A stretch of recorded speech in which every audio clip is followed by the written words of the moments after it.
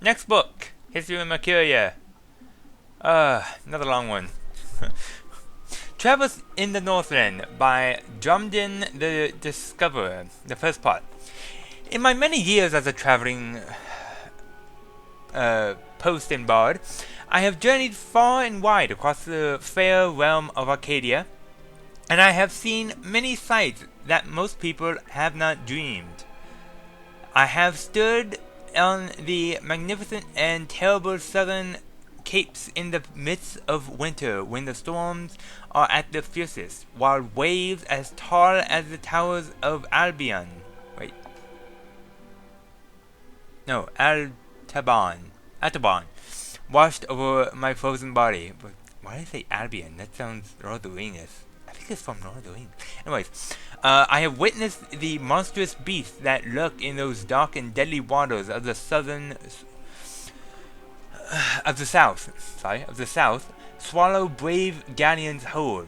Creatures the size of mountains that with a flick of a tail can touch the depths of the sea and the stars themselves. I have crossed the great ocean from north to south and from east to west, and in the course been stranded on desert islands with no substance but what I could gather from the sparse vegetation for months at a time. I have ridden the giant Elguan across Changangriel. I probably butchered that horribly. The wasteland that Altabon, why did I say Albion? Altabon to Montorba, and further south where the Turca, the oasis, are few and far between. And I have seen the shifting dunes above the ruins of Goemon, precious jewel of the Bakshiran Empire, concealed for centuries by the coarse and treacherous sand. And I have journeyed far west, carried on goodwill. I'm sorry, I cannot read. Oh my gosh. Okay, let me start again. And I have journeyed far west, carried on goodwill and destiny by shadow ships to the strange and unknown cliffs of a world unseen by most, a world of an unfamiliar tongue and customs, a world of great wonder and mysticism. I have seen all this and more, but the fairest sight still I have seen in the lands of the north, from Idrius to the border mountains, from Tiran to the Bay of Fire. No sight can ever compare to dawn at the Mount Trelawney, looking out to the plains of Nidra, where wild stallions run free in the thousands, and to look on the city of Coruscant, the pearl of fire, while the belling sun, wait, was that boiling?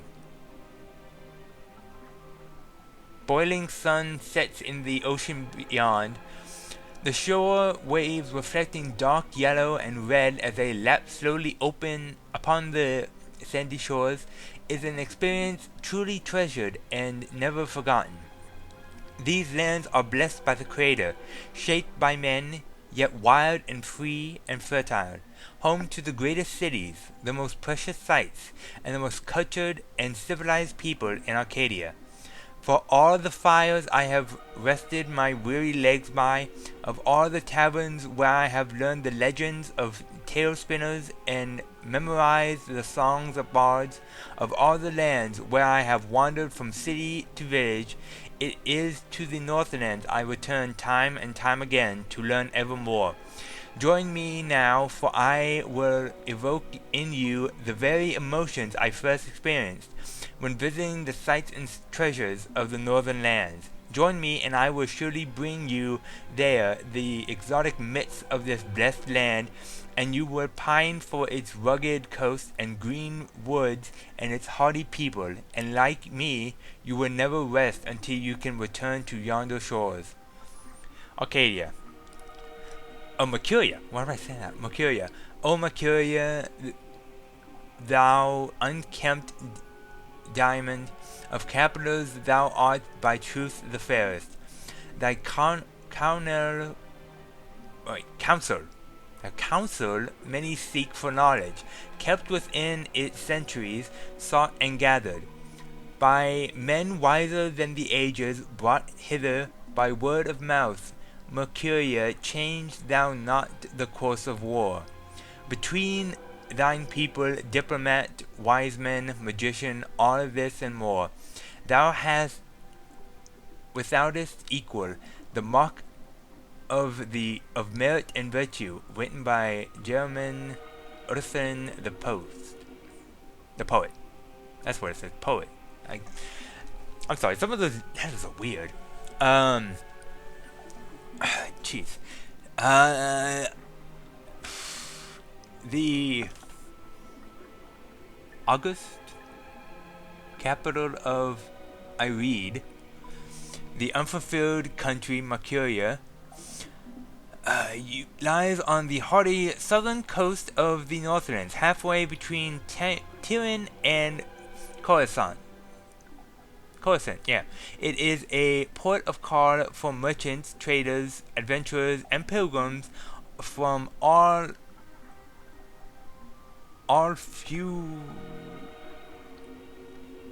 four continents.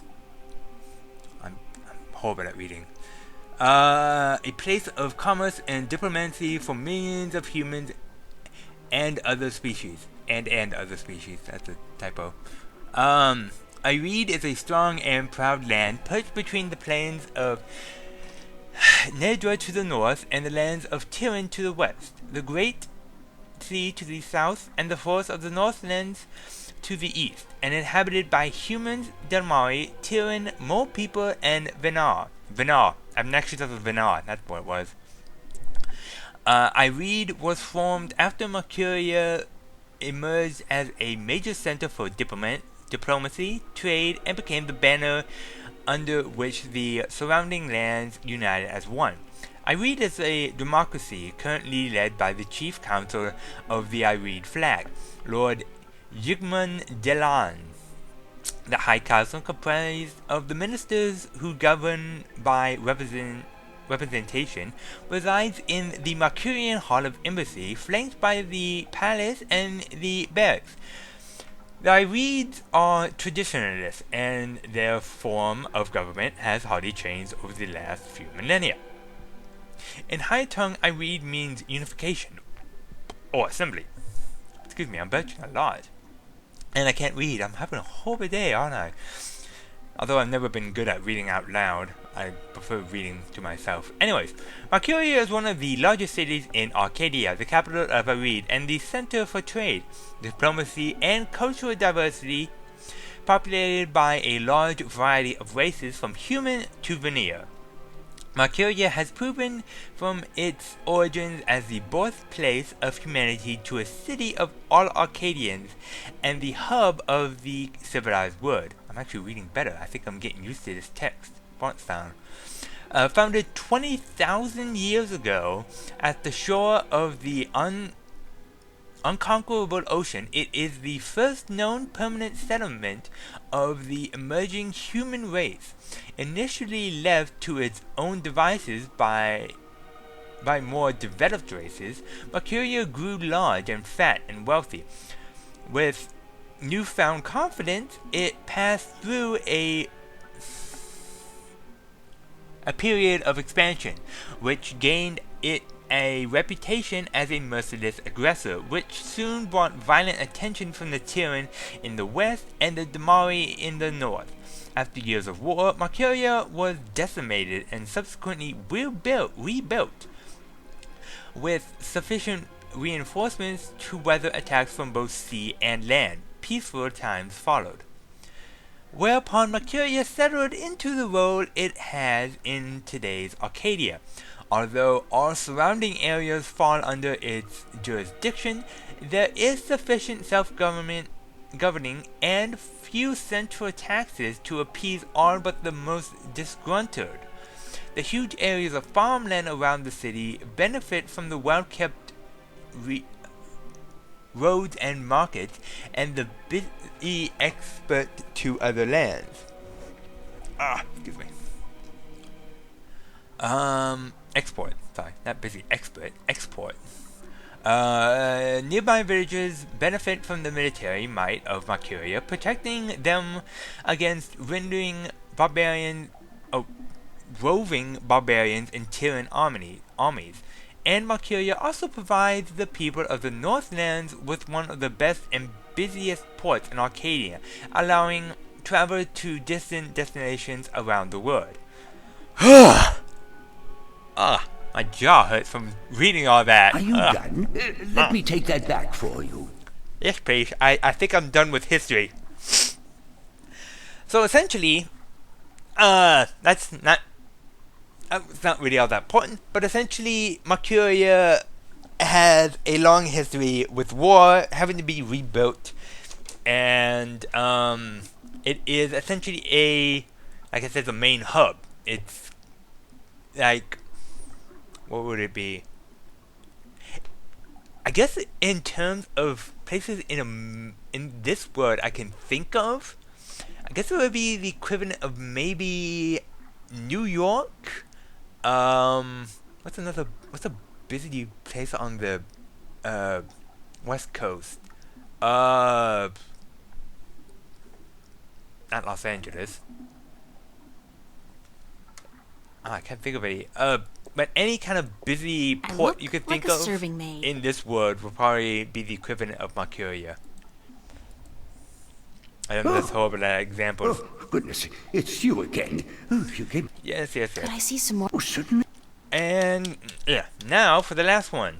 I'd like to read some Arcadian Arcadian folktales. folktales. A favored topic of mine.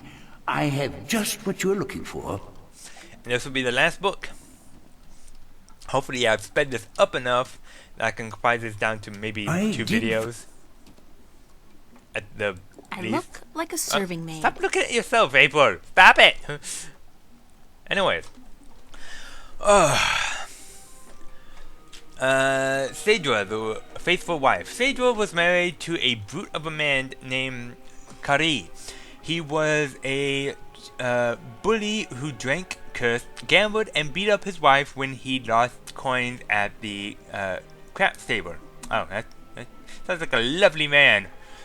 Still, Saedra treated Kari with respect and care. She fed him when he was hungry, she made his bed and washed his back, and she laid down with him when he told her to. She never complained of her hardships to anyone, even though some days she woke up with bruises all over her body. Despite her husband's treatment, Saedra was a beautiful woman with lovely dark hair and green eyes, and men would admire her when she went to market for food or for the town well for water. But none dared approach her, fearing her dangerous husband more than they admired her beauty and grace. People would say, "Poor Saedra, she deserves better than what she has. She is so good and patient even though her husband mistreats her every day." But no one was willing to do anything to free her from her husband, as they all feared his wrath. "She chooses her own path," they would say, "and it is not our duty to interfere." Then one day a tall and handsome prince rode into town to visit with the elder council. When he spotted Saedra carrying 2 heavy buckets from the well to her home on the edge of town, he was taken with her beauty and youth, and he jumped down from his horse to help her carry her buckets home. On the way, he offered Saedra courtship, but when told she was already married, he bowed respectfully and excused himself for acting inappropriately.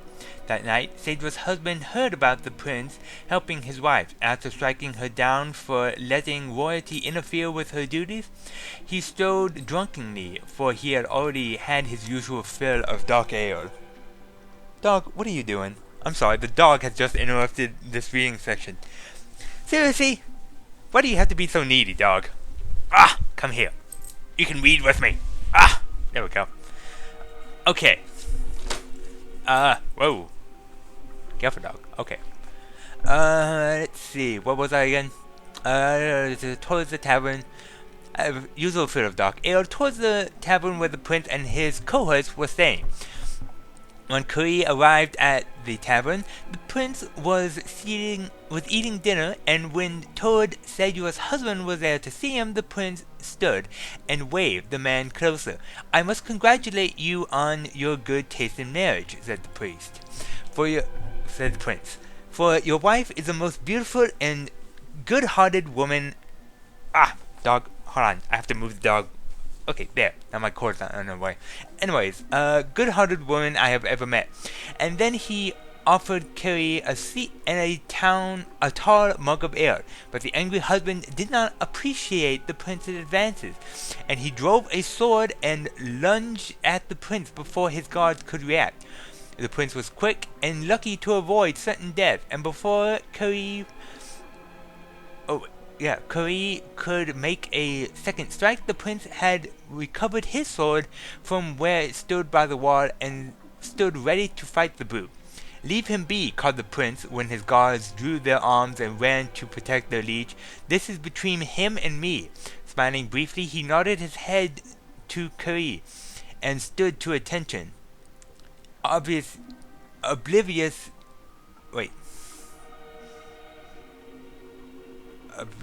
his skill with the sword was formidable. Curry, a coward at heart, knew that if he fought fairly, he would surely die, and he sheathed his sword, but loosened the knife he had tucked up his long sleeve. "My pardon, Prince," said Curry. "My love for my wife is such that I am blinded by jealousy. I offer you friendship, and apologies." He extended an open hand to the prince and smiled, a broad lizard smile. The prince, unaware of Curry's mistreatment of his faithful wife, smiled back and just put down his sword and extended his own hand. "Your apology is accepted, sir." Then suddenly Curry's knife was in his hand and moving in a blur towards the prince's exposed throat.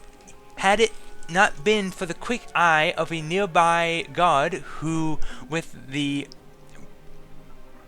broadside of his sword, struck Curry on the side of his head, the prince would have been dead, and the knife carried a deep scar in the prince's shoulder. Carved a deep scar in the prince's shoulder, but did no serious harm. Curry was taken away to the town prison to be judged when the sun rose. His crime was surely punishable by death, especially if Sandra would testify to his cruelty in front of the judge. Free of Curry's tyranny, the townspeople now spoke of Sadra suffering by her husband's hand, but Sadra would not herself, even now, speak against her husband, and instead of being sentenced to death, Curry was sent away to work in the king's mine for 25 years. Taken with her faithfulness, the prince yet again offered Sadra courtship, but again Sadra declined, for she was still a married woman. Then 1 year later, Curry attempted to escape the king's mine by killing 2 guards and climbing the walls, and he was shot down with an arrow and died in agony and disgrace. Again the prince revisited Sadra's town, begging condolences and a renewed offer of courtship, and this time Sadra agreed. Months later, the prince and Sadra were married in a glorious ceremony, and when the old king died, the prince became regent and Sadra his queen. She was as good a queen as the land had ever seen, and she was loved dearly until the day she died, and her funeral was the grandest and most tearful in memory. Aw, that's so sweet.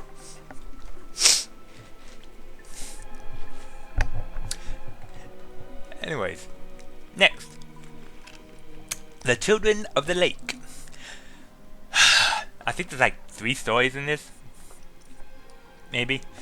There was a village by a lake where no couple had borne a child for 20 years. The villagers were desperate, for without children their village would wither and die, and they turned to their god for help. The next morning, 50 young children rose out of the misty lake and wandered onto the shores, right through the joy of the childless women. "We are yours," said one of the children, "as long as you remember one thing. You are never to fish from this lake again. Instead, you must learn to hunt in the forest and live off the land." The villagers agreed. though they were worried they might go hungry since they were used to catching and eating fish from the lake. But it didn't take long before they had taught themselves to hunt and grow wheat and potatoes in the field. 18 years passed, and then one day an old man grew tired of rabbits and deer, and potatoes and bread, and he longed to catch a big fish and cook it over a sizzling fire. He took his boat out to where the villagers would not see him, and he sank. Sorry, my phone was about to go off. Dang it. And he sank his line. Almost immediately he caught a large trout, but as he was rowing back to shore, he saw the children of the lake wander from their homes back into the dark waters from whence they came. The mothers called for them, tried to hold on to them, begged them not to leave, but they would not speak. And one by one they disappeared into the lake. The old fisherman then saw, as the children sank into the murky waters, how they turned into large fish and sped off into the deep. He was shameful then, and dropped his catch back into the water, but it was too late, and the village would forever remain childless. That's the last one? Wow. I don't remember reading this one. This was also really sad. The first one was kind of nice because it ended on a happy note. I mean, and hell, that's one devoted woman. And she was being beaten, but that's a devoted woman to not marry the prince, even though her vengeful wife-beating husband was still in prison. Let me take that back for some you. kind of devotion. So now I can stop reading, although I still have to keep talking. Why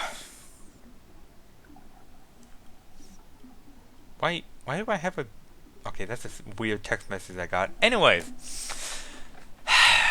So now we are done with all the reading. Now we have all the stories. Let's see. Wait, were we told? Oh man, I can't. It's been so long since I played this. I can't remember who.